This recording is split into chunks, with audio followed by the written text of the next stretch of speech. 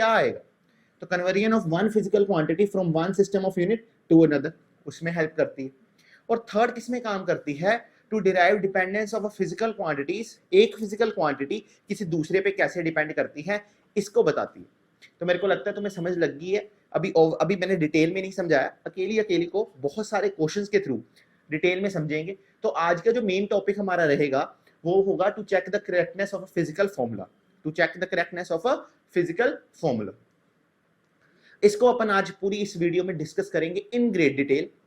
फिर आने वाली वीडियोस में सेकंड जो वीडियो होगी वो इस पे आएगी और थर्ड वीडियो इस पे आएगी। इस वीडियो के बाद एक और वीडियो आएगी जिसमें मैंने प्रिंसिपल ऑफ होमोजेनिटी आपको समझाया होगा, प्रिंसिपल ऑफ होमोजेनिटी की एप्लीकेशंस बताई होंगी। ठीक है सर, ये प्रिंसिपल ऑफ होमोजेनिटी क्या होता है, इसको मैं अभी आगे आपको समझाता हूँ।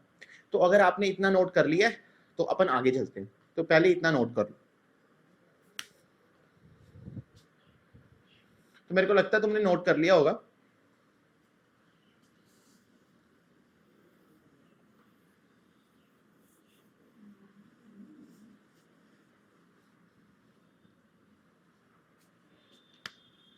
तो हमारे पास है बच्चे एक प्रिंसिपल होता है डायमेंशनल एनालिसिस में जिसे हम कहते हैं principal of homogeneity. Principal of homogeneity ये क्या कहता है कि dimensions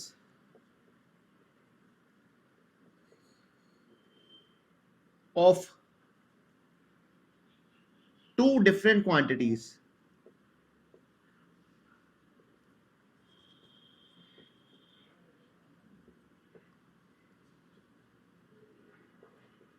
cannot be equated, subtracted और added। इसने क्या कहा, इसने कहा कि अगर आपके पास कोई दो डिफरेंट फिजिकल क्वांटिटीज हैं तो ना वो कभी इक्वेट कराई जा सकती हैं, ठीक है, ना उनको एक दूसरे में सब्ट्रैक्ट कराया जा सकता है और ना उन दोनों को ऐड कराया जा सकता है। जैसे मैं कभी भी फोर्स में एक्सेलरेशन को प्लस नहीं कर सकता, this is not dimensionally correct.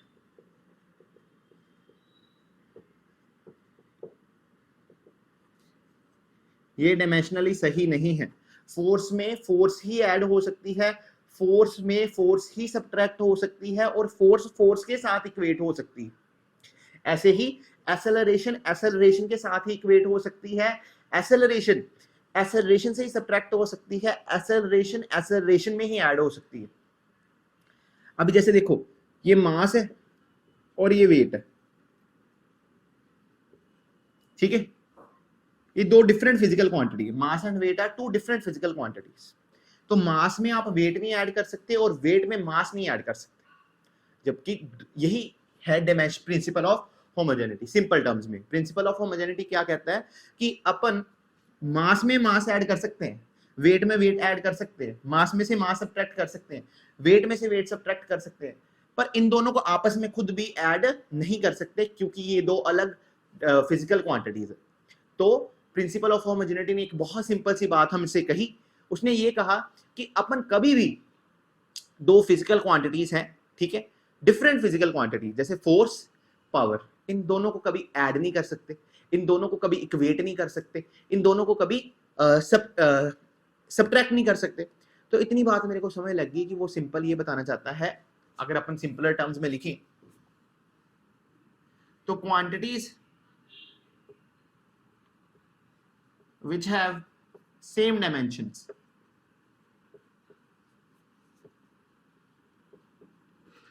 Quantities जिनकी क्या है सेम डायमेंशंस हैं, वही क्या हो सकती है, can only be quantities which have same dimension can be equated. इनको अपन इक्वेट भी करा सकते हैं, सब्ट्रैक्ट भी करा सकते हैं और ऐड भी करा सकते हैं। तो इसका मतलब मास में मास ऐड हो सकता है, फोर्स में फोर्स ऐड हो सकती है, एक्सेलरेशन में एक्सेलरेशन ऐड हो सकती है, टाइम टाइम के साथ इक्वेट हो सकता है, ग्रेविटी ग्रेविटी के साथ इक्वेट हो सकती है, ठीक है, ग्रेविटी एक्सेलरेशन के साथ इक्वेट हो सकती है क्योंकि ग्रेविटी और एक्सेलरेशन सेम ही चीज होती है। अभी अपन जैसे कहते हैं कि सेंट्रीपिटल फोर्स है, ठीक है, तो उसमें अपन ऐड करते हैं इलेक्ट्रोस्टैटिक फोर्स। तो ये सही एक बात कही मैंने कि नहीं? तो आपने कहना सर दोनों फोर्स हैं, फोर्स में फोर्स ऐड की जा सकती है। ऐसे ही मैंने कहा यहां पर सेंट्रीपिटल एक्सेलरेशन है, यहां पर एक्सेलरेशन, सिंपल एक्सेलरेशन है या लीनियर एक्सेलरेशन मान, तो ये फॉर्मूला सही है, या फिर मैं इनको इक्वेट करा दूं तो आप कहोगे सर सही है, क्योंकि आपने अभी बताया, क्या बताया, कि सेम डिमेंशन ही इक्वेट हो सकती हैं, ऐड हो सकती हैं, सेम फिजिकल क्वांटिटीज ही ऐड हो सकती हैं और सब्ट्रैक्ट और यहाँ इक्वेट किया कराई जा सकती हैं। तो मेरे को अच्छी तरह से समझ लग गया कि प्रिंसिपल ऑफ होमोजेनिटी ये कह रहा है कि कितने डिफरेंट तरीके की फोर्सेस ले लो, कितने डिफरेंट तरीके के वेट ले लो, कितने डिफरेंट तरीके के मास ले लो, ये सभी आपस में ऐड हो जाएंगे, पर दो डिफरेंट फिजिकल क्वांटिटीज ऐड नहीं हो पाएंगी। इसी का कंक्लूजन अपन ये लिख सकते हैं कि इससे अपन प्रिंसिपल ऑफ होमोजेनिटी को यूज करके पहली एप्लीकेशन यूज कर सकते हैं to check the correctness of a physical quantity, physical formula.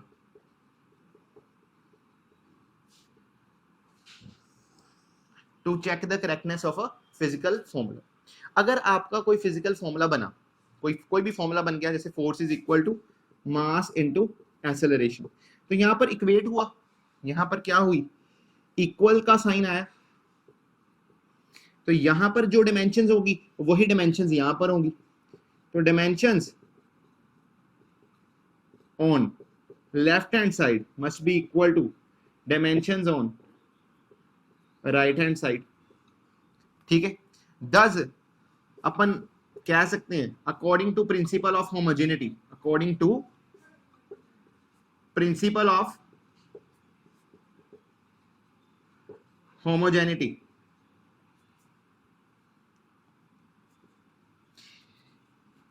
formula is dimensionally correct, formula is dimensionally correct। तो मैंने क्या समझाया कि अगर डायमेंशन आपकी किसी फॉर्मूला पे, जो भी फॉर्मूला है, डायमेंशंस लेफ्ट हैंड साइड पे जो आ रही हैं, ठीक है, वो बराबर है डायमेंशन और राइट हैंड साइड के, तो प्रिंसिपल ऑफ होमोजेनिटी के अकॉर्डिंग ये हमें समझ आता है कि ये वाला फॉर्मूला सही बना है। अगर ये दोनों इक्वेट नहीं, इनकी डिमेंशन सेम नहीं आ रही हो, बोलो clear, dimension on left hand side बराबर ना हो dimension on right hand side के, तो फॉर्मूला हमारा डिमेंशनली करेक्ट नहीं होगा, आपका जो फॉर्मूला बना है वो गलत फॉर्मूला बना है। क्योंकि प्रिंसिपल ऑफ होमोजेनिटी क्या कहता है कि जिनकी सेम डिमेंशन है वही इक्वेट कराए जा सकते हैं, ठीक है। तो आपकी अगर दो डिफरेंट डिमेंशंस आ रही हैं तो आप उनको कैसे इक्वेट करा सकते हैं, सही है। तो अभी इसकी एप्लीकेशन पे चलेंगे, पहले आप इसको नोट करना चाहते हो तो नोट कर लो, और इसको सिंपली अपन दिमाग में कंक्लूड करते हैं कि सेम फिजिकल क्वांटिटी ही ऐड हो सकती है, इक्वेट हो सकती है, सब्ट्रैक्ट हो सकती है। दो डिफरेंट फिजिकल क्वांटिटीज कभी भी ऐड नहीं हो सकती, कभी भी सब्ट्रैक्ट नहीं हो सकती, और कभी भी इक्वेट नहीं कराई जा सकती। तो इसी से अपन ने कंक्लूजन निकाला to check the correctness of a physical formula. कोई भी फिजिकल फॉर्मूला अगर बनेगा तो उसकी जो राइट हैंड साइड की डिमेंशन होगी वो लेफ्ट हैंड साइड की डिमेंशन के बराबर होनी चाहिए, तभी वो फिजिकल फॉर्मूला सही है। लेकिन अगर डिमेंशंस बराबर नहीं आती तो फिजिकल फॉर्मूला गलत हो जाएगा, ठीक है। तो इसको अगर तुमने नोट करना है तो तुम नोट कर लो, फिर अपन चलते हैं ढेर सारे क्वेश्चंस पे, ठीक है। तो इसको नोट करना है तो नोट करो।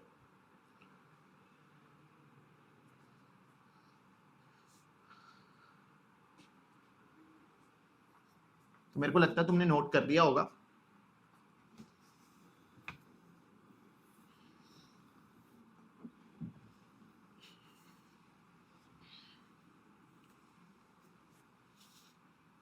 चलो, इतनी बात तुम्हें मेरे को लगता है प्रॉपर समय लग गई है, तो अभी इसकी प्रैक्टिकल एप्लीकेशन लिखते हैं। प्रैक्टिकल एप्लीकेशन और क्वेश्चंस करने के लिए आप एक सिंपल सा मेरा कंसेप्ट लिख लो। कंसेप्ट ये है आपका कि आंसर क्या आएगा वो नहीं चाहिए, आंसर किसमें आएगा वो चाहिए। इस लाइन को मतलब समझने के लिए अपन क्वेश्चन लेना पड़ेगा और क्वेश्चन की एक प्रैक्टिस करनी पड़ेगी। बस कंसेप्ट इतना सा है चेक द करेक्टनेस के लिए। आंसर क्या आएगा वो मैटर नहीं करता, ठीक है, आंसर किस में आएगा वो मैटर करता है। क्या कह रहे हो सर, कुछ समझ नहीं आ रहा, एक क्वेश्चन करके देखते हैं अपन, अभी सारा क्लियर हो जाएगा। तो जैसे हमारे पास एक फॉर्मूला होता है छोटी क्लासेस में, v equals to u plus a t. ये आपने फॉर्मूला पढ़ा हुआ है, v equals to u plus a t, छोटी क्लासेस में पढ़ा हुआ, where v is final velocity, u is initial velocity, a is acceleration और t क्या है आपका टाइम। ठीक है, तो अपन को देखना है कि this check whether the given formula is dimensionally correct और नॉट। ये एक सही फॉर्मूला है कि नहीं सही फॉर्मूला, ये क्या एक सही फॉर्मूला है कि एक सही फॉर्मूला नहीं है डायमेंशनली। तो अपन को कंसेप्ट लगाना है कि पहले अपन निकालेंगे dimensions on left hand side. तो लेफ्ट हैंड साइड पे अपन कौन सी देखते हैं, लेफ्ट हैंड साइड पे अपन की है फाइनल वेलोसिटी। फाइनल वेलोसिटी है तो सर वेलोसिटी हुई, और वेलोसिटी की डिमेंशन आपको पता है L1 T-1 होगा, ठीक है। अभी dimensions on right hand side, dimensions on right hand side, right hand side की डिमेंशन क्या आएगी बच्चे, u प्लस ए टी, ये है, सही है। और u क्या है आपको पता है, u आपकी है इनिशियल वेलोसिटी, उसकी डिमेंशन होगी L-T-1। एक्सेलरेशन की डिमेंशन L-T-2 और टाइम की T1। -2 + 1 क्या दे देंगे, L-T-1 प्लस L-T-1। अभी ज्यादातर बच्चे क्या करेंगे, इधर लिख देंगे 2L-T-1, यहां पर ये 2 नहीं लिखना, बिल्कुल गलत, बिल्कुल गलत, क्योंकि डायमेंशनल में अपन ये सोच रहे हैं कि आंसर क्या आएगा वो नहीं चाहिए। जैसे अभी तुमने आंसर निकाला 2L-T-1, वो नहीं चाहिए, आंसर किस में आएगा वो चाहिए। आंसर अगर तुम वेलोसिटी की डिमेंशन में वेलोसिटी की डिमेंशन ऐड करोगे तो आंसर किस में आएगा, वेलोसिटी में। लेंथ की डिमेंशन में लेंथ ऐड करोगे, लेंथ में 3 मीटर प्लस 2 मीटर, आंसर किस में आता है, 5 मीटर, लेंथ ही होती है। तो अपन आंसर क्या आ रहा है, 5 नहीं, अपन को जैसे 2 मीटर प्लस 3 मीटर आता है 5 मीटर, तो ये 5 हमें नहीं चाहिए, हमें सिर्फ ये चाहिए कि आपका डिमेंशन क्या आ रही, आंसर किस में आ रहा है। तो अगर आप वेलोसिटी की डिमेंशन में वेलोसिटी की डिमेंशन ऐड करते हो तो आएगी डिमेंशन, नेट आंसर आपका किस में आएगा, वेलोसिटी की डिमेंशन में आएगा। तो यहां पर भी डिमेंशन किसके बराबर होगी, L1 T-1। तो देखो डिमेंशन जो थी राइट हैंड साइड पे, dimensions on right hand side equals to dimensions on left hand side, thus according to principle of homogeneity, यहां पर मैं लिख रहा हूं POH, POH मतलब principle of homogeneity, formula is dimensionally correct। ये फॉर्मूला क्या है, डायमेंशनली करेक्ट है, ठीक है। तो मेरे को इतनी बात पूरी क्लियर हो गई सर कि किसी फॉर्मूले को देखना है डायमेंशनली करेक्ट है कि नहीं करेक्ट है, तो अपन क्या करेंगे, पहले dimension on left hand side निकालेंगे, फिर dimension on right hand side निकालेंगे। और कंसेप्ट इतना सा है कि आंसर क्या आएगा, जैसे यहाँ पर बच्चे लिख रहे थे 2 टाइम्स L-T-1, वो नहीं चाहिए, समझ गए इतनी बात। आंसर किस में आएगा, L-T-1 में L-T-1 ऐड करोगे तो आंसर L-T-1 में ही आएगा ना, तो वो चाहिए, समझ गए इतनी बात। तो इस कंसेप्ट को यूज करते हुए हमने देखा कि डिमेंशन लेफ्ट हैंड साइड पे और राइट हैंड साइड पे दोनों क्या हो रही हैं, सेम हो रही हैं। तो प्रिंसिपल ऑफ होमोजेनिटी के अकॉर्डिंग अगर डिमेंशन दोनों तरफ सेम है तो फॉर्मूला डायमेंशनली करेक्ट होगा, सही है। तो अगर तुम्हें इसको नोट करना है तो तुम नोट कर सकते हो।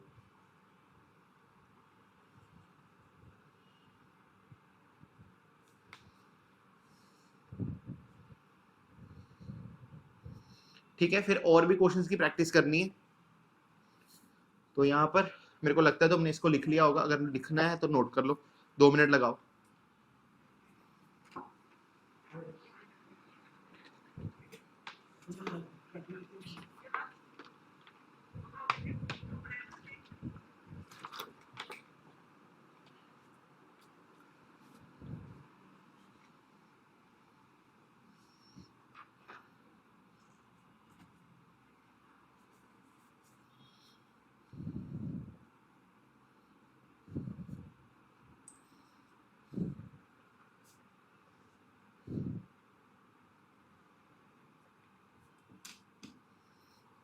तो मेरे को लगता है तुम्हें ये समझ लग गया होगा और इसको मैं क्या करने जा रहा हूँ, इरेज करने जा रहा हूँ, ठीक है। और एक अपन नया फॉर्मूला लेते हैं और उसको देखते हैं डायमेंशनली करेक्ट है कि नहीं है। तो given formula is dimensionally correct. तो मेरे को लगता है इतनी बात तुम्हें समझ लग गई होगी। अब v square minus u square equals to 2as, ये भी आपने फॉर्मूला सुना होगा। अभी आपको यहां पर पता है v फाइनल वेलोसिटी है और u क्या है, इनिशियल वेलोसिटी। a क्या है आपकी एक्सेलरेशन और s है आपकी डिस्प्लेसमेंट, ठीक है। तो इससे आपका कंसेप्ट और भी स्ट्रॉन्ग हो जाएगा। ये वाले क्वेश्चन से ये जो कंसेप्ट लिखा है ये और भी स्ट्रॉन्ग हो जाएगा इस क्वेश्चन को सॉल्व करने से। तो सबसे पहले अपन लिखेंगे dimensions on left hand side v square minus u square. तो फाइनल वेलोसिटी, तो मैयर किसकी वेलोसिटी की डायमेंशन क्या होती है, L1 t माइनस 1 की स्क्वायर, और इनिशियल की भी तो वही डायमेंशन होगी L1 t माइनस 1 की स्क्वायर। इतनी बात आपको समझ लगी। एक बात मेरी ध्यान से सुन लो, जो वीडियो को बिल्कुल न्यूली देख रहे हो, तो फिर से कह रहा हूँ तुम्हें ये वाली वीडियो कम समझ आएगी कि ये डायमेंशंस आपको पहले पता करनी चाहिए। इसके लिए मैंने पूरी डिटेल में वीडियो बनाई हुई है, उसको आप जाकर देख लीजिए।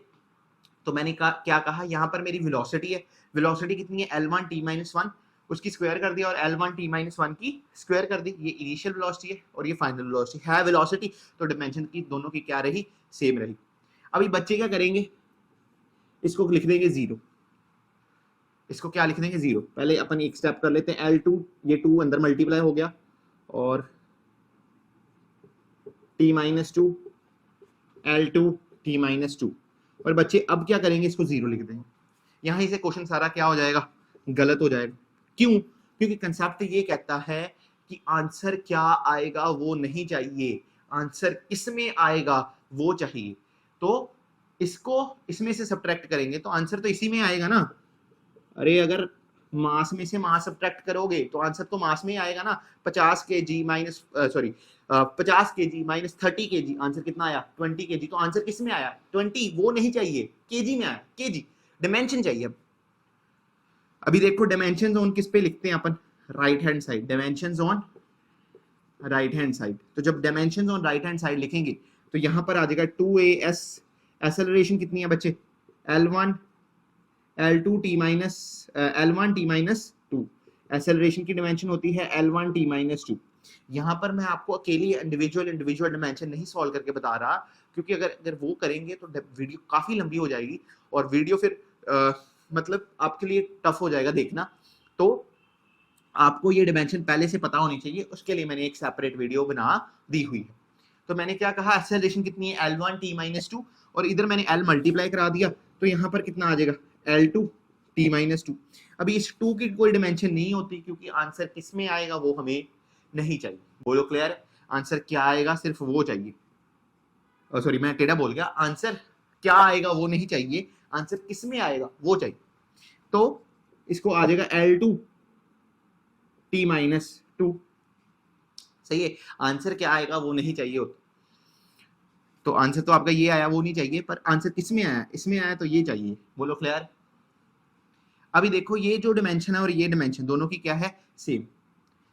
ये दोनों इसके साथ मल्टीप्लाई हो गए तो यहाँ पर L2 बन गया, सही है। तो इस ये डायमेंशन और ये डायमेंशन आई बराबर, तो इस कारण अपन कह सकते हैं dimensions on left hand side equals to dimensions on right hand side, thus the formula is dimensionally correct।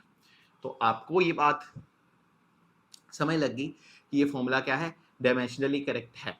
तो दैट्स क्वाइट गुड, और इसको मैं क्या करने जा रहा हूँ, इरेज करने जा रहा हूँ, ठीक है। इसको अगर आपने नोट करना है तो इसको नोट कर लीजिए। अगला क्वेश्चन आप खुद मेरे को सॉल्व करके बताइए।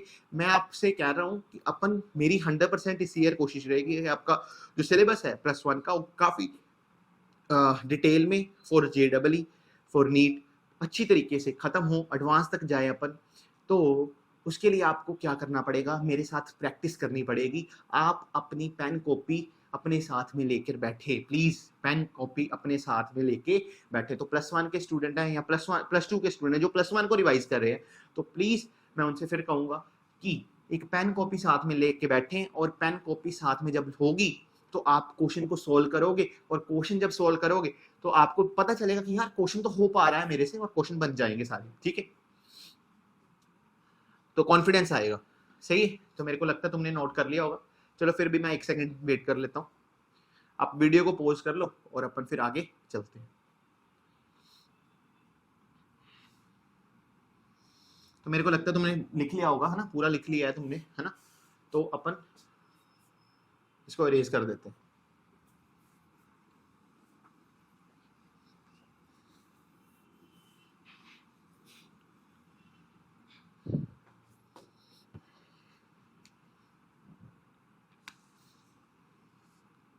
अभी अगला फॉर्मूला हमें चेक करना है वो है S = UT + 1/2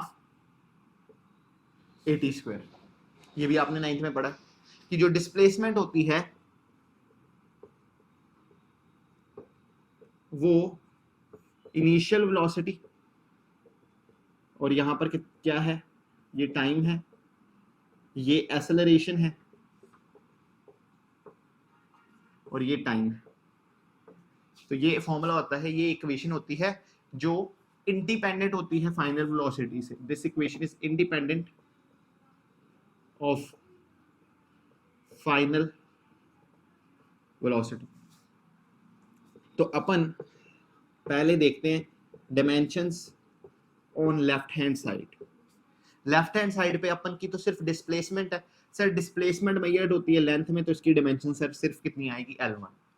अभी देखो dimensions on right hand side, तुम्हें पहले खुद पॉज करके खुद करना चाहिए। अभी राइट हैंड साइड वाली डायमेंशन खुद निकालो, पता चलेगा, क्योंकि खुद धीरे धीरे से प्रैक्टिस होती रहेगी तो तुम्हारा अपने आप ही। फिजिक्स एक रात की खेल नहीं होती कि ऐसे फिजिक्स अपन पढ़े और सुबह ऐसा कोई चमत्कार हुआ फिजिक्स आ गई। नहीं, फिजिक्स में क्या होता है, आपको रेगुलर प्रैक्टिस करनी होती है, और आपका जो ग्राफ होता है, जो कर्व होता है, वो एक्सपोनेंशियली बढ़ता है, और आपकी फिजिक्स की अंडरस्टैंडिंग एकदम बढ़ जाती है, ठीक है। तो आपको फिजिक्स प्रैक्टिस करनी पड़ेगी, उस पर आपको ध्यान रखो, ठीक है। तो dimensions on right hand side अपन बात करते हैं UT + 1/2 AT², ठीक है। U sir velocity, initial velocity है, तो इधर कितना लिखेंगे, LT-1 इंटू क्या आ जाएगा, T। 1/2 नंबर की कोई डायमेंशन नहीं होती, तो ऑल नंबर्स आर डायमेंशनलेस। हर नंबर क्या है, डायमेंशनलेस है, ऑल नंबर्स आर। तो यहाँ पर हमारी LT-2 और यहाँ पर कितना आ गया, T², क्योंकि एक्सेलरेशन LT-2 और यहाँ पर कितना आ गया, T²। अभी ये दोनों कैंसिल कर देंगे, T-1 T+1, तो यहाँ पर L बच जाएगा, और यहाँ पर T-2 T+2, -2 + 2 0, और यहाँ पर फिर से क्या बच जाएगा, L बच जाएगा, क्योंकि T की पावर तो 0 हो गई, और T की पावर अगर 0 हुई है तो T की पावर 0 क्या कहलाएगी, अप्रॉक्सीमेटली = 1, तो कुछ उसका रोल नहीं है। अभी L+L आप यहाँ पर 2L नहीं लिखोगे, क्योंकि हमें ये नहीं जानना कि आंसर क्या आया है, हमें तो जानना है कि आंसर किस में आया है। तो dimension on left hand side बराबर आ गई डायमेंशन राइट हैंड साइड के। Dimensions on LHS = dimension on RHS। Thus formula is dimensionally correct. Formula क्या है, डायमेंशनली करेक्ट है।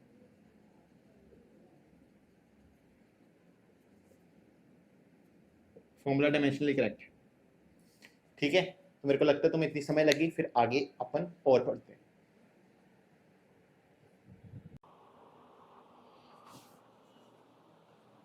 तो ओके स्टूडेंट्स, अपन अभी स्टडी करते हैं इसके और एग्जांपल्स को। तो जो अभी एग्जांपल स्टडी करेंगे, यहाँ पर है वर्क डन = 1/2 mv² - mgh। तो ये फॉर्मूला डायमेंशनली करेक्ट है कि नहीं करेक्ट, इसको चेक करना पड़ेगा। तो देखिए कैसे करेंगे, तो डायमेंशंस लिखेंगे लेफ्ट हैंड साइड के, dimensions on left hand side. Left hand side पे आपको वर्क दिख रहा है और वर्क की डायमेंशन आपको याद होनी चाहिए, डायमेंशन होती है m1 l2 t-2। तो वर्क डन की क्या डायमेंशन होती है, m1 l2 t-2। अभी डायमेंशंस देखते हैं राइट हैंड साइड की। तो dimensions on right hand side, तो वो किसके बराबर आएगा, 1/2 mv² माइनस mgh। अब ये 1/2 की कोई डायमेंशन नहीं होगी, मास की डायमेंशन होगी m1 और वेलोसिटी की l1 t-1 की पावर 2, क्योंकि यहां पर क्या किया गया है, स्क्वायर किया गया।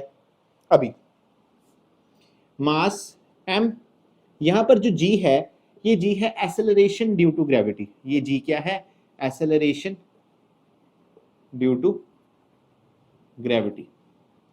तो यहां पर एक्सेलरेशन है तो इसकी तो डायमेंशन होगी l1 t-2, और ये हाइट है। तो हाइट को किस में मेजर करेंगे, l डायमेंशन में मेजर करेंगे। तो ये फॉर्मूला बन जाएगा, ये सभी की डायमेंशन मैंने यहां पर लिख दी। अभी इसको ध्यान से अगर देखो तो ये बन जाएगा m1 l2 t-2, और ये भी अगर l इधर मल्टीप्लाई हो जाए तो m1 l2 t-2। अभी सभी डायमेंशन को इकट्ठी कर लो, m1 l2 t-2, m1 l2 t-2। तो यहां से क्या समझ आया सर, यहां से समझ आया कि आंसर 0। अरे नहीं भाई, 0 नहीं आंसर होगा। हमने ये नहीं देखना कि आंसर क्या आया है, हमने ये देखना है कि आंसर किस में आया है। तो आप अगर इस डायमेंशन में से यही डायमेंशन माइनस करोगे तो आपके पास यही डायमेंशन आएगी। तो dimension on left hand side बराबर है डायमेंशन ऑन राइट हैंड के side. thus the above formula is dimensionally correct. ये फॉर्मूला डायमेंशनली करेक्ट है। तो इसको अगर आपको नोट करना है तो आप इसको नोट कर लीजिए, ठीक है। फिर उसके बाद एक और क्वेश्चन लेते हैं। जब तक आपको अच्छी तरह से समझ नहीं आ जाती तब तक अपन एग्जांपल ले ही जाएंगे, ठीक है। एग्जांपल्स को अपन कंसीडर करेंगे, ठीक है। तो इसको पहले लिख लो।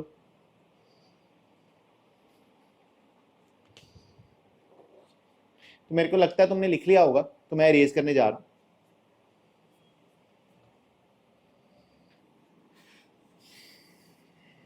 तो एक सिंपल सा क्वेश्चन अब तुम्हें दे रहा हूं, तो कॉपी पेन साथ में लेके बैठे रहो और इस क्वेश्चन को करो कि पावर जो होती है वो होती है F फोर्स इंटू वेलोसिटी। तो यहां पर जो पावर है F क्या है, फोर्स, और V क्या है, velocity.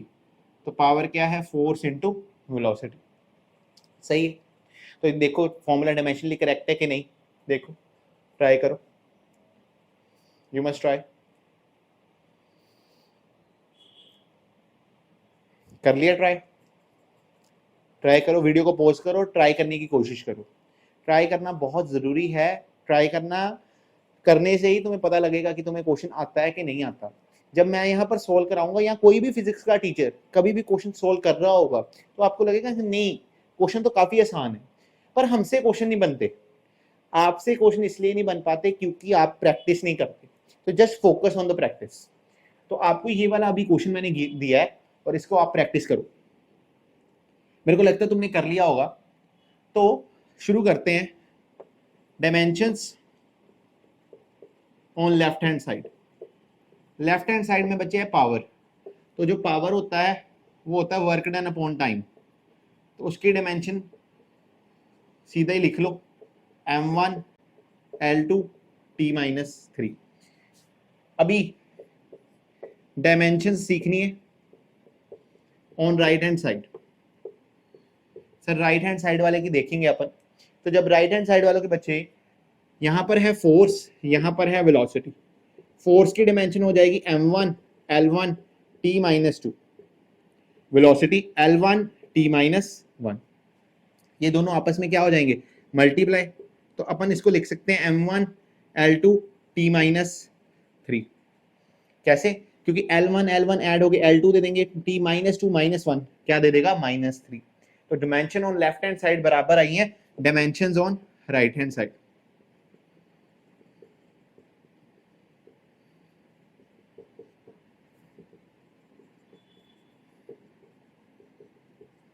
Thus the above formula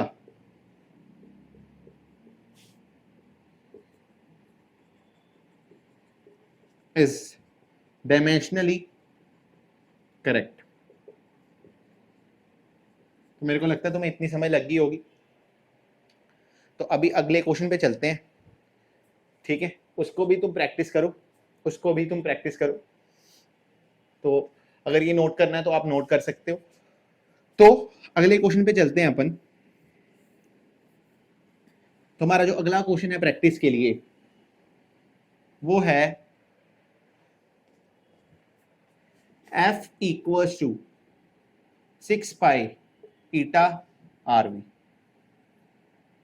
इसे अपन स्टोक्स लॉ भी कहते हैं, ठीक है। कि जो फोर्स है वो 6 पाई टाइम्स ईटा, यहां पर क्या है कोफिशिएंट ऑफ विस्कोसिटी। कोफिशिएंट किसका है विस्कोसिटी का। आर क्या है यहां पर सर, आर है रेडियस, और वी क्या है, वी है हमारी वेलोसिटी, और एफ क्या है फोर्स। तो बच्चे ये क्वेश्चन आपको ट्राई करना चाहिए कि देखो ये फॉर्मूला डायमेंशनली करेक्ट है कि नहीं करेक्ट, ठीक है। You must try this question, try करो। मैं टाइम गिनता हूं 1 2 3। मेरे को लगता है तुमने कर लिया होगा, तो मैं शुरू करने जा रहा हूं। यहां पर dimensions on left hand side देखते हैं। लेफ्ट हैंड साइड पर जो डायमेंशन है वो फोर्स की है। फोर्स की डायमेंशन होती है m1 l1 t -2।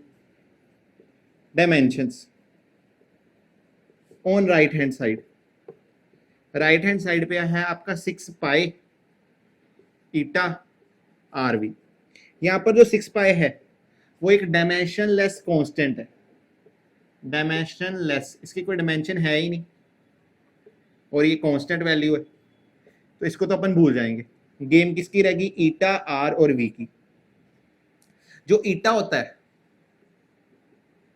उसकी वैल्यू होती है m1 l-1 t-1। सर आपको कैसे पता? बच्चे मेरे को प्रैक्टिस कर करके डायमेंशन याद हो गई है। तो अगर आप भी चाहते हो कि आपको डायमेंशन याद हो जाए तो you must watch my video. मेरी प्रीवियस वीडियो आप देखो जाके, वहां पर मैंने एक एक वीडियो एक एक डायमेंशन एक्सप्लेन किया है कि हाँ भी ये वाली डायमेंशन कैसे आई। तो यहाँ पर कोफिशिएंट ऑफ विस्कोसिटी की डायमेंशन लिख दी, यहाँ पर आर की डायमेंशन कितनी ले ली एल, और वेलोसिटी क्या है l1 t-1। तो इसको अपन सोल्व करते हैं। यहां पर m1 की पावर 1 ही रहेगी, l की पावर -1 +1 +1, और t की पावर -1 प्लस एंड -1। तो l रेश पर क्या था -1 +1 और ये वाला +1, t रेश पर -1 और t रेश पर -1। तो अपन का आंसर क्या आएगा m1 l1 t-2। तो क्या डायमेंशनल फॉर्मूला सेम है? तो वही बात कहेंगे, thus the formula is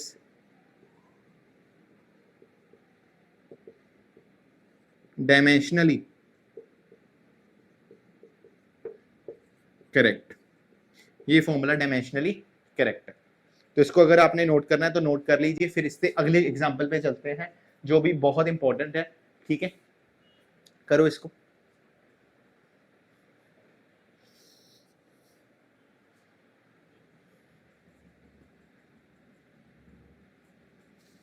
तो मेरे को लगता है तुमने सॉल्व कर लिया होगा।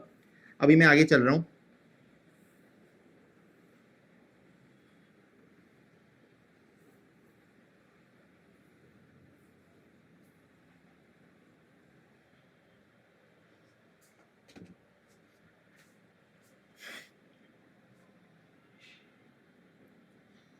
बच्चे एक फॉर्मूला हमारे पास फिजिक्स में होता है, that is lambda equals to h/p, ठीक है।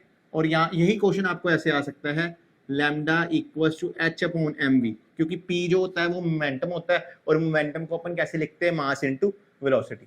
इसे अपन कहते हैं de Broglie's wavelength and momentum relationship. ये फॉर्मूला फिजिक्स में कहलाता है de Broglie wavelength and momentum relationship. तो ये चेक करने के लिए बताया गया है check whether the formula is dimensionally correct और नॉट। इसको सॉल्व करेंगे, तो इसको जब अपन सॉल्व करेंगे तो लैम्डा होती है बच्चे वेवलेंथ, मैं यहीं पर लिख देता हूं, लैम्डा क्या होती है, वेवलेंथ। एच क्या है आपका, प्लैंक्स कांस्टेंट, आपका एच क्या है, प्लैंक्स कांस्टेंट। और पी क्या है, मोमेंटम। मोमेंटम को अपन लिख सकते हैं मास टाइम्स वेलोसिटी। तो इसको चेक करते हैं, चलो। तो अपन सबसे पहले लिखेंगे dimension on left hand side. Left hand side पे कौन सी डायमेंशन है सर, लैम्डा है। लैम्डा एक वेवलेंथ है, लेंथ की डायमेंशन किस में मेजर होगी, लेंथ में। और dimensions on right hand side, dimension on right hand side. तो राइट हैंड साइड पे जो डायमेंशन है वो क्या है sir, h upon m v. Planck's constant की जो डायमेंशन होती है वो होती है m1 l2 t-1, मास की m1, वेलोसिटी की l1 t-1। तो यहां पर मैंने सारी डायमेंशंस रख दी। प्लैंक्स कांस्टेंट की आपको याद होनी चाहिए m1 l2 t-1 डायमेंशन होती है। अभी m1 l2 t-1 नीचे m1 है, l1 है, t-1 है। तो 1 से m1 कट गया, t-1 से t-1 कट गया, यहां पर रह गया l2 बाय l1। तो यहां पर क्या बच जाएगा, सिर्फ l बच जाएगा, क्योंकि ये चीज तो क्या हो गई, cancel. m1 cancel, t-1 cancel, बचा l2 बाय l1। तो l स्क्वायर से l डिवाइड करोगे तो l ही बच जाएगा, ठीक है। तो dimension on left hand side बराबर है राइट हैंड साइड के। thus the given formula is dimensionally correct। ये जो फॉर्मूला है डायमेंशनली करेक्ट। सर क्या सारे फॉर्मूले डायमेंशनली करेक्ट ही होंगे, नहीं, बहुत रेयर ही है कि तुमसे डायमेंशनली इनकरेक्ट फॉर्मूले पूछ ले। बोर्ड के एग्जाम में ऐसा होता है कि कोई अपनी तरफ से कोई टीचर एक्सप्रेशन लिख दे, ठीक है, जैसे मैं अभी आपको करके बताता हूं।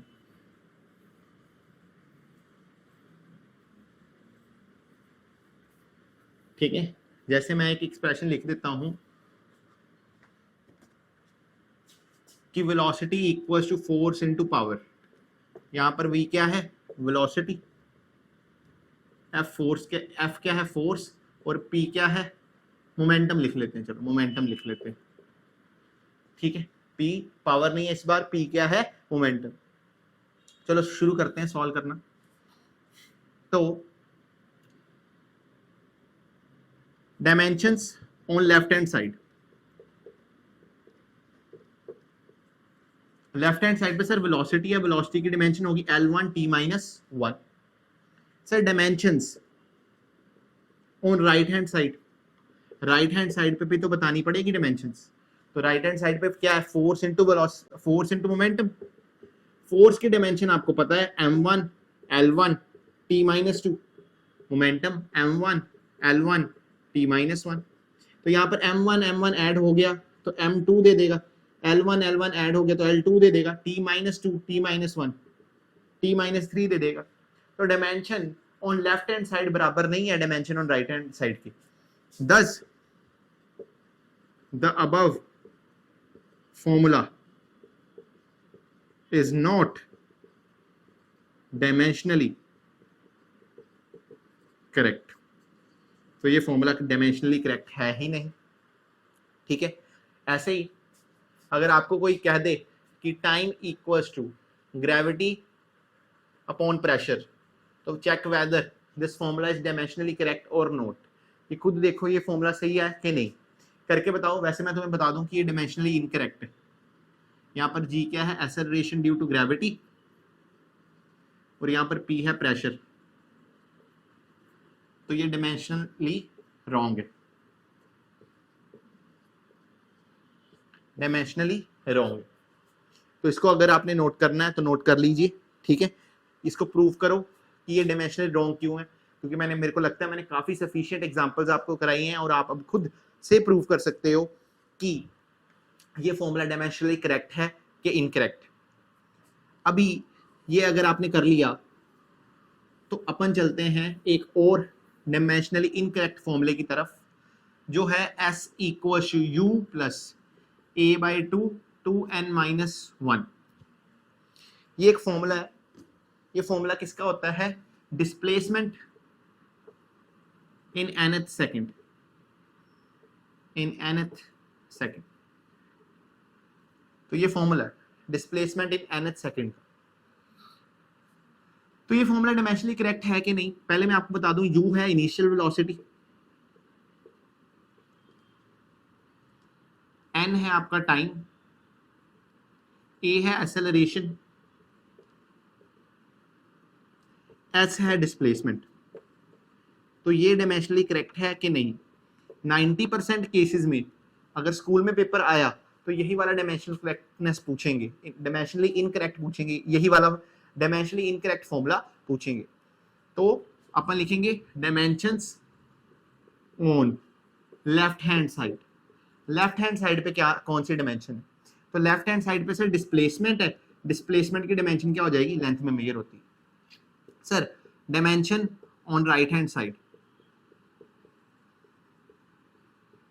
तो सर जब राइट हैंड साइड की बात करते हैं तो यहां पर क्या आया, u + A/2 2n-1।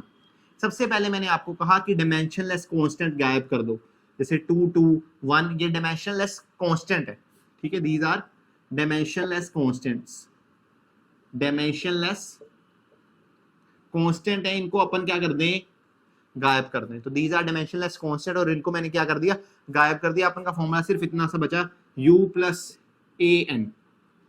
u क्या है, वेलोसिटी, तो L1 t-1।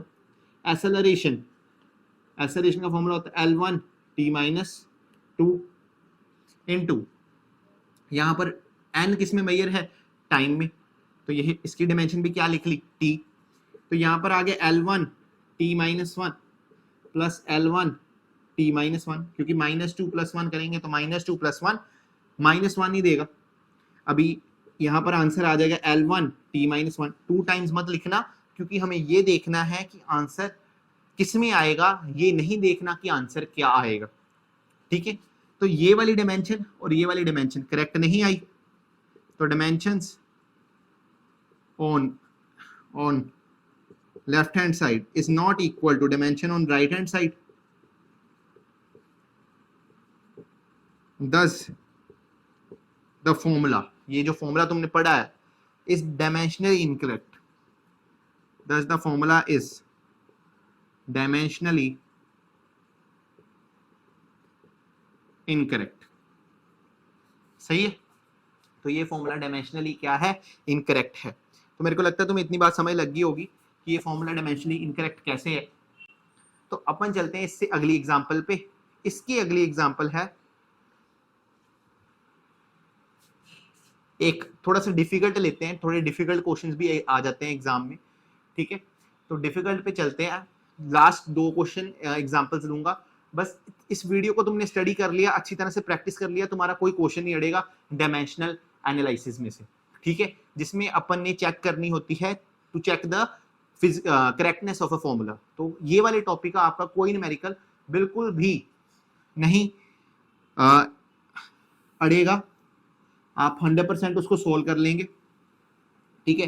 पर कंडीशन ये है कि आपको डायमेंशंस पता होनी चाहिए, और डायमेंशंस पता करने के लिए आप मेरी पिछली वीडियो पे जाइए और वहां से आपको मेरी डायमेंशंस की वीडियो मिल जाएगी।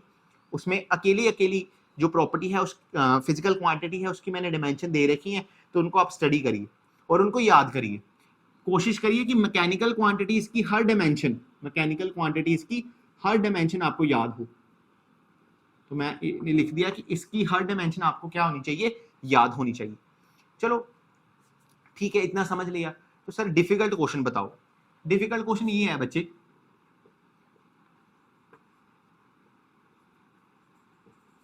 ये मैंने कुछ एक लिखा Q equal to pi by 8 PR4 eta L, इसे अपन कहते हैं बच्चे पॉइजल्स फॉर्मूला, ठीक है, इसे फिजिक्स में अपन कहते हैं पॉइजल्स फॉर्मूला। कई जो टीचर होते हैं जो तंग करने वाले होते हैं ना, तो वो तो डायरेक्ट क्वेश्चन ऐसे डालते हैं एग्जामिनेशन में, स्कूल के एग्जाम्स में, कि चेक द करेक्टनेस ऑफ पॉइजल फॉर्मूला। आपको फॉर्मूला भी नहीं बताया होगा, ठीक है, तो आपको खुद पता होना चाहिए कि ये पॉइजल फॉर्मूला है, और पॉइजल फॉर्मूला है तो इसके डायमेंशन आपको निकालने सिखाते हैं। अभी ये जो आप क्यू देख रहे हो, ये क्यू है वॉल्यूम पर यूनिट टाइम, ये क्या है, वॉल्यूम पर यूनिट टाइम, ठीक है। ये क्या है, प्रेशर, ये पी क्या है, प्रेशर सर। आर क्या है बच्चे, रेडियस। को ईटा क्या है बच्चे, कोफिशिएंट ऑफ विस्कोसिटी, पहले भी अपन ने यूज किया स्टोक्स लॉ में, ठीक है। और ये एल क्या है सर, ये लेंथ है, ठीक है। अभी क्या फॉर्मूला कह रहा है वो नहीं स्टडी करना, अभी सिर्फ फिजिक्स में अपन देख रहे हैं कि किसी फॉर्मूले को डायमेंशनली करेक्ट कब कहेंगे और डायमेंशनली करेक्ट कब नहीं कहेंगे। तो ये सभी लिखने के बाद अपन इस क्वेश्चन को शुरू करते हैं। Dimensions on left hand side, यहां पर क्यू है बच्चे, सही है सर। क्यू है क्या आपका, कितना volume, volume per unit time, volume per unit time. Volume की डायमेंशन क्या होती है, L3, और टाइम की T, तो यहां पर कितना आ जाएगा, L3 T माइनस 1, तो यहां पर कितनी आ गई, L3 T माइनस 1, ठीक है। अभी dimensions on right hand side, pi by 8 PR4 eta L, तो ये जो पाई बाय 8 है ये एक डायमेंशनलेस कांस्टेंट है, इसको अपन कर देंगे गायब, इसको अपन क्या कर देंगे, बिल्कुल ही वैनिश कर देंगे। यहां पर बचेगा PR4 अपॉन ईटा L।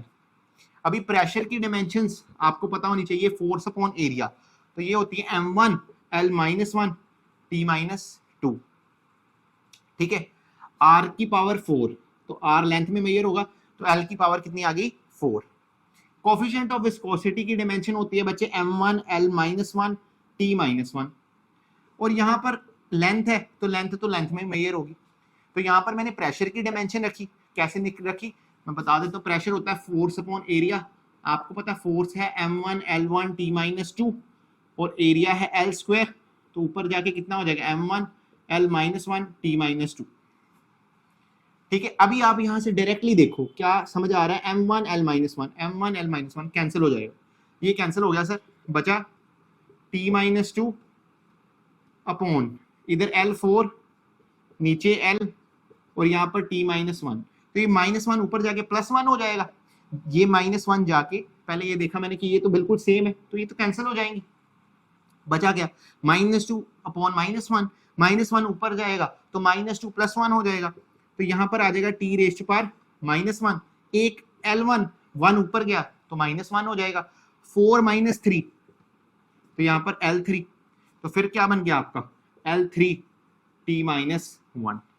तो ये फॉर्मूला भी डायमेंशनली करेक्ट है, the formula is dimensionally correct, तो ये फॉर्मूला डायमेंशनली करेक्ट है। तो मैं चाहता हूं कि आप इसको नोट कर लीजिए, एग्जाम्स में पूछे जाते हैं इससे क्वेश्चन, ठीक है। तो आपको इसको, इस वीडियो में जितनी भी आपको एग्जांपल्स कराई गई है वो बहुत हर बुक से देख के कराई गई है, ठीक है, डिफरेंट बुक्स को कंसिडर किया गया, और जितने भी क्वेश्चन बन सकते हैं टू चेक द करेक्टनेस पे, वो सभी यहाँ पर लिख दिए गए हैं, ठीक है। तो ये तुम नोट कर लो, और अगर तुम्हें कंसेप्ट समझ लग गया तो कोई कुछ अपनी तरफ से डाल भी दे तो आप खुद निकाल सकते हो, अगर आपको डायमेंशंस आती है तो। मेरे को लगता है तुम्हें इतनी बात समझ लग गई होगी, इसको पहले नोट कर लो और फिर अपन आगे चलते हैं।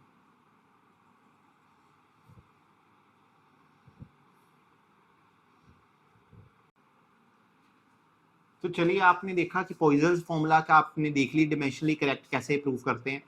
अभी बात करते हैं इससे नेक्स्ट फॉर्मूला की, तो वो एस्केप वेलोसिटी का फॉर्मूला है, दैट इज √2gm/r। तो ये फॉर्मूला है एस्केप वेलोसिटी का। This formula is nothing but, इसका फॉर्मूला है एस्केप वेलोसिटी का। तो मेरे को लगता है तुम इतनी बात समझ लग गई होगी कि ये फॉर्मूला एस्केप वेलोसिटी का है और इसकी डायमेंशनल करेक्टनेस चेक करनी है। तो मैं तुम्हें बता दूं कि यहां पर g जो है वो ग्रेविटेशनल कांस्टेंट है, बाकी तुम इटसेल्फ ही क्लियर है। m मास होगा, r radius of the planet होगा, v वेलोसिटी। तो ये चेक करने जा रहे हैं ये फॉर्मूला डायमेंशनली सही है कि नहीं सही। तो dimensions on left hand side, left hand side पे क्या दिख रहा है, वेलोसिटी दिख रही है सर। तो वेलोसिटी की डायमेंशन क्या होती है, L1 t-1, सही है। अभी dimensions on right hand side, right hand side पे तुम्हें कौन सी डायमेंशन दिख रही है सर, √2gm/r। यहां पर ये जो 2 है ये एक डायमेंशनलेस कांस्टेंट है, तो इसको अपन भूल जाएंगे। फॉर्मूला आपका रह गया gm/r रेज़ टू पावर 1/2, क्योंकि जो स्क्वायर रूट है उसको 1/2 भी रिप्रेजेंट कर सकते हैं। तो जो स्क्वायर रूट है उसको मैंने कैसे रिप्रेजेंट कर दिया, 1/2 की फॉर्म में। सर सही है। अच्छा सर यहां पर ये 2 को भी भूल जाएं, नहीं, पावर्स में पावर्स को नहीं भूल सकते, ठीक है, पावर को नहीं भूल सकते, पावर में वो ऐसे ही रहेगा, ठीक है, क्योंकि वो एक कोई कांस्टेंट नहीं है, वो तो पावर है, एक्सप्रेशन की पावर, ठीक है, तो उसको क्यों बोले। अब यहां पर है ग्रेविटेशन कांस्टेंट, इसकी डायमेंशन होती है m1l-3t-2। यहां पर है मास और यहां पर है r, m-1, और इनकी पावर है 1/2। r लेंथ में मेजर्ड होता है तो l रेज़्ड पर 1 लिख देंगे। तो मैंने कहा जो ग्रेविटेशनल कांस्टेंट उसकी डायमेंशन होती है m-1 l-3 t-2, और यहां पर मास आ गया और यहां पर लेंथ आ गई। तो यहां पर बन जाएगा हमारा जो फॉर्मूला है, यहां पर एक सेकेंड, यहां पर +3 होगा, m-1 l3 t-2। तो ग्रेविटेशनल कांस्टेंट की डायमेंशन क्या होती है, m-1 l3 t-2, ये आपको याद रखनी है। अभी m-1 m+1 ये दोनों तो एक दूसरे को कैंसिल कर देंगे, क्यों, क्योंकि m की पावर हो जाएगी -1 +1, और यहाँ पर L3 है, नीचे वाला 1 ऊपर गया तो L3 -1 बच जाएगा, और यहाँ पर t-2 बच जाएगा। तो यहाँ पर m रेज़्ड पावर 0 L3, यहाँ पर L2 बच जाएगा, और यहाँ पर t-2, और इसकी होल की पावर कितनी है, 1/2। तो यहाँ पर फॉर्मूला बन गया L2 t-2 की पावर 1/2, जिसको अगर अपन 1/2 को पावर से डिवाइड करा दें तो L1 t-1 ही डायमेंशन आएंगे। तो यहाँ पर जो डायमेंशन है वही डायमेंशन यहाँ पर है। एक सेकंड कैमरे में देखने ये विजिबल है कि नहीं, थोड़ा कम विजिबल है, देख। तो यहाँ पर मैंने क्या कहा कि यहाँ पर बन जाएगा L² t-2 की पावर 1/2, और यहाँ पर अगर 1/2 पावर्स के साथ मल्टीप्लाई करा देते हो तो यहाँ पर क्या आ जाएगा, L1 t-1। तो मेरे को लगता है तुम्हें समझ लग गया होगा कैसे कि अपन यहाँ पर ग्रेविटेशनल कांस्टेंट की डायमेंशन भरी, यहाँ पर मास की और यहाँ पर लेंथ की। m-1 m+1 0 हो गया, L3 1 कट गए 2 हो गया, t-2 -2, और यहाँ पर -2 ही रहा, तो यहाँ पर L2 t-2 रहा, उसकी स्क्वायर रूट ली तो L1 t-1 आ गया। तो मेरे को लगता है इतनी बात क्लियर होगी और इसमें समझ आया होगा आपको। तो the formula is dimensionally correct, ठीक है। एक और एग्जांपल देखते हैं, ठीक है। तो पहले इसको अगर आपने नोट करना है तो नोट कर लो।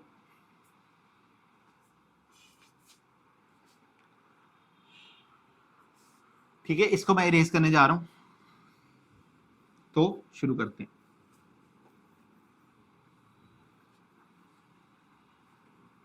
तो ये बात ध्यान में रखना कि ग्रेविटेशन जो डायमेंशनलेस कांस्टेंट होते हैं वो नंबर्स होते हैं, पावर्स नहीं होती। ठीक है, डायमेंशनलेस कांस्टेंट ये भी अपन लिख लेते हैं नोट्स बनाने के लिए कि डायमेंशनलेस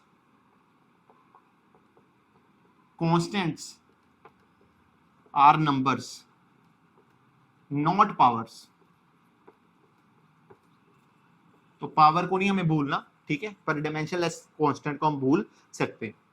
सर इतना पूरा समझ आ गया, तो एक क्वेश्चन और करा दी। तो ये एक क्वेश्चन होता है 2π√L/g, 1 मार्क्स में पूछा जाता है स्कूल्स में। ठीक है, तो ये time period of a simple pendulum का फॉर्मूला है। Time period of a simple pendulum का ये फॉर्मूला है। तो इसको अपन सॉल्व करते हैं कि ये देखते हैं डायमेंशनली करेक्ट है कि नहीं। तो dimensions on left hand side वो किसके बराबर है, t। यहाँ पर टाइम है तो टाइम की डायमेंशंस क्या होंगी, टाइम में ही होंगी। Dimensions on right hand side, dimension on right hand side, तो राइट हैंड साइड में जो डायमेंशंस हैं वो है 2π√L/g। सर अगर आप ध्यान से देखो तो यहाँ पर 2π एक डायमेंशनलेस कांस्टेंट है। ये क्या है, एक डायमेंशनलेस कांस्टेंट। तो इसको तो अपन भूल जाएंगे, परमानेंटली इसको क्या कर देंगे, लेट इट गो कर देंगे। यहाँ पर g है एक्सेलरेशन और l क्या है, लेंथ। तो यहाँ पर l और यहाँ पर एक्सेलरेशन की डायमेंशन L2 t-2 आ जाएगी। ठीक है, तो एक्सेलरेशन की डायमेंशन होती है L1 t-2। एक L1 से एक L1 कट जाएगा, यहाँ पर t-2 ऊपर जाके t² बना लेगा डायमेंशन अपनी, और उसकी स्क्वायर रूट अगर अपन ले तो t² की अगर अपन स्क्वायर रूट लें तो हमारे पास क्या आ जाएगा, टाइम ही आ जाएगा। कैसे सर, मैंने क्या कहा, एक्सेलरेशन की डायमेंशन होती है L1 t-2।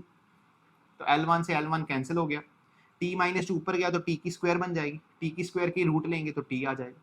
तो डायमेंशन लेफ्ट हैंड साइड और राइट हैंड साइड पे बराबर है, तो ये फॉर्मूला क्या है, डायमेंशनली करेक्ट है। एक थोड़ा डिफिकल्ट क्वेश्चन भी आ सकता है, वो लास्ट क्वेश्चन है और इसके बाद मैं आपको फ्री करता हूँ। ठीक है, अगर आप एक गुड स्टूडेंट है तो आपने मेरी पूरी वीडियो सुनी होगी, अच्छी तरीके से समझा होगा। ठीक है, तो इस लास्ट क्वेश्चन के बाद आपका कंसेप्ट काफी पक्का हो जाएगा, और बस टाइम टू टाइम रिवाइज करते रहना। टाइमली रिवीजन बहुत जरूरी है। ठीक है, टाइमली रिवीजन काफी जरूरी है। अगर तुम टाइमली रिवाइज करोगे तो तुम्हारे कंसेप्ट साथ साथ प्रिपेयर होते रहेंगे, और जब तुम्हारे कंसेप्ट साथ साथ प्रिपेयर रहेंगे तो तुम पेपर के पॉइंट पे, जब पेपर आएगा JEE मेंस का, नीट का, एडवांस का, तो तुम काफी अपने आप को, है ना, प्रेशराइज कम फील करोगे। तुम जिसकी जितनी ज्यादा रिवीजन होती है उसको उतने कम प्रेशर फील होता है पेपर एग्जाम्स के टाइम पे। तो रिवीजन अपनी मस्ट करो, रिवीजन बार बार करो, रजिस्टर को बार बार देखो, और इस रिवीजन करते करते तुम्हें कंसेप्ट को दिमाग में रखना है, समझना है कंसेप्ट को, और तुम्हारा देखना एग्जाम 100% क्वालिफाई होगा।